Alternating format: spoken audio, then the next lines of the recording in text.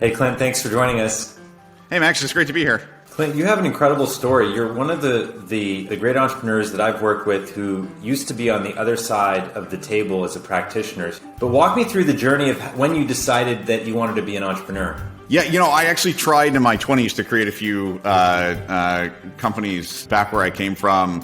I always I wanted to be able to create something from scratch, and they weren't successful. And I think most entrepreneurs probably have at least one of those stories in their past where they wanted to create something and it didn't work out so well. I wanted to work with my co-founders, first of all. I knew them well, and we knew that this was who we wanted to create a company with. And we didn't realize that how hard this journey really was going to be when we started it.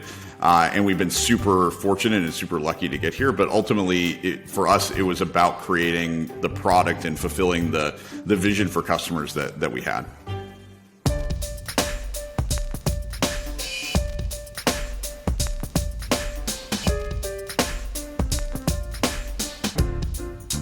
All right, so here at CRV, we invest in software that gives power to the person. So who does Cribl empower and why? Yeah, so we focus on IT and security professionals. So that would be like DevOps, SRE, security threat hunters, people in the security operations center, the network operations center.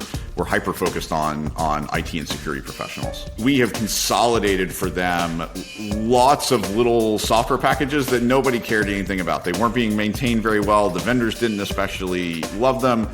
And through consolidating all that, we've given them the power to actually have some control over what ends up in these repositories of data that they're maintaining. And so we're giving them the ability to work with the people who are sending them data and fundamentally get the right data to the right place at the right time.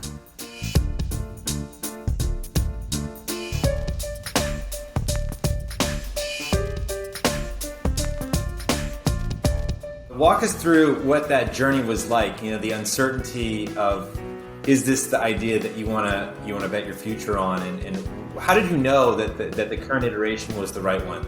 So we worked for a year and a half on ideas that were failing. And when we pivoted and we just simply announced on LinkedIn that we were considering working on this thing, people started emailing us and saying, please let us into the beta. We need this product. And we're like, oh man, that's traction. That's literally what traction is. From that point on, it's really been how to take that idea and scale it really well.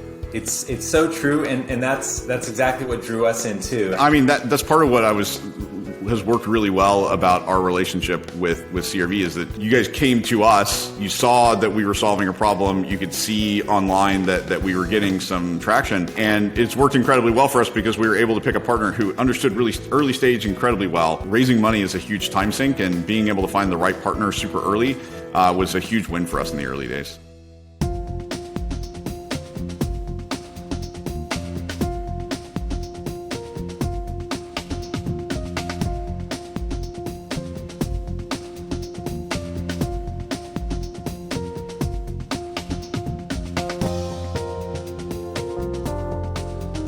So what is it about Cribl's team or product that you personally love the most? And what is Cribl best at? What makes me so excited about working at Cribl is that I see everybody else's work is better than mine, and it pushes me to be better every single day. And so, the part that I love best about Cribl is the people. And on the product side, I think that we love our buyers. We focus on a person who is somewhat underserved in this market. And so for someone to come along and say, hey, I understand your problem and I'm going to make your life just a little bit better, I'm just super passionate about trying to help these people out.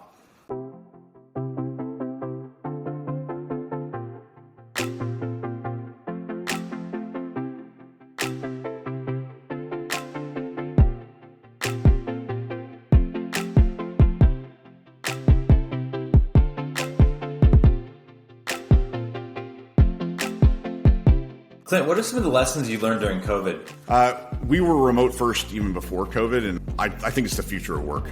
One of the key lessons that we've learned is you can close just about any size deal over the phone. You can hire just about anybody over the phone. And if you're super intentional about doing remote right, there's actually a lot of productivity and quality of life gains to be had there, and you'll be able to attract really, really awesome talent because we're finding a ton of people coming into the marketplace today that are leaving much larger companies that are starting to bring people back to the office. It's just a huge competitive advantage in the hiring market.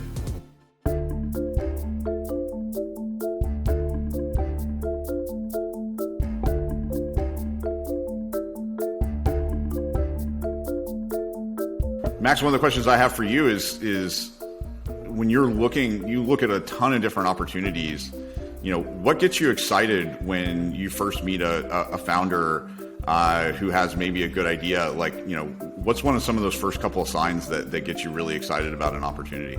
The thing that I key in on the most is the person. I key in on the individual. I have to spend time and build chemistry with the individual, understand his or her motivations, his or her life story. What is this person about? What is the pace of development? What is the pace of learning? What are the key drivers? What are the kind of cultural values? Occasionally, this happens a few times a year. I meet founders that I just, for lack of a better term, fall in love with. These people are exceptional. It doesn't really matter what they do because they're exceptional people. And how that manifests is they become magnets for talent. Those qualities are what make iconic founders and what create iconic companies. And I've seen it in you. I've seen it in other founders that we've worked with in the portfolio. And you kind of know it when you see it. What advice would you give to founders who are meeting you for the first time? Be yourself. That's the most important thing.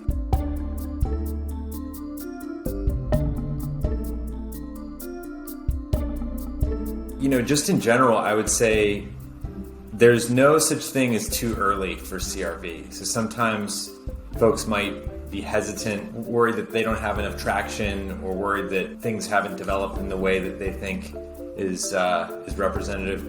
And those aren't the qualities that we're looking for. We're really evaluating individuals, really evaluating, is this team losing sleep at night over this problem because they're so damn excited about it. Be yourself, be authentic, and show passion and commitment to something. And those are the qualities we like.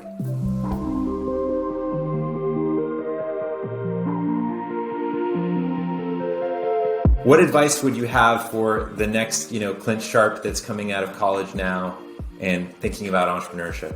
A lot of them will come to me with really great technology ideas, but I always focus on the go-to-market, which is who's the persona? What job are they hiring you for? What is their job to be done? They don't think about how tightly coupled selling a product and what that product is truly are. So if you're not actually thinking about those things when you start, you'll actually build the wrong thing and you'll waste a ton of time. So I'm always asking them, who's the target persona? How are you going to reach them? What's unique about them? How would you advise founders to pick investors early on? Yeah, that's a great question. My advice on especially in the early stage is picking an investor who you're going to know that you're going to enjoy spending some time with them for years and years and years.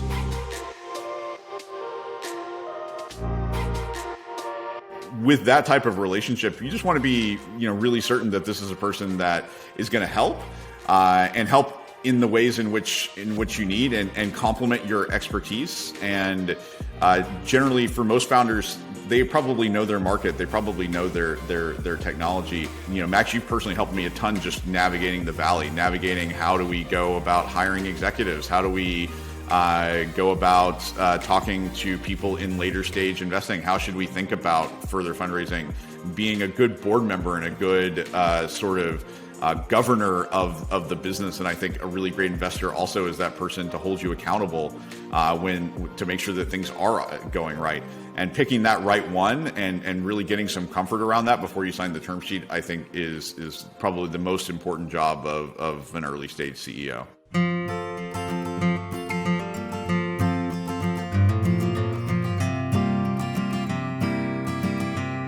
Tell me about some of the moments that stand out to you that you're most proud of. most of my proudest moments are, landing our VP of sales or landing our VP of marketing, and, major release milestones. Like version 2.0 of our product was like a huge win. We launched it at a conference, and like we were demoing it with people crowded around the booth. There's lots of really great memories of those types of milestones.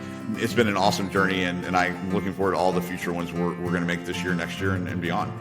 I've known you now it's been about 2.5 years, and I'll say that the things I admire most about you is that you're just a natural leader, developing every day, and incredibly graceful under pressure, building a public company scale type business, and brick by brick, and throwing off one issue after another as if it's nothing. Just incredibly graceful and humble in the process. So it's been incredible watching you as a CEO.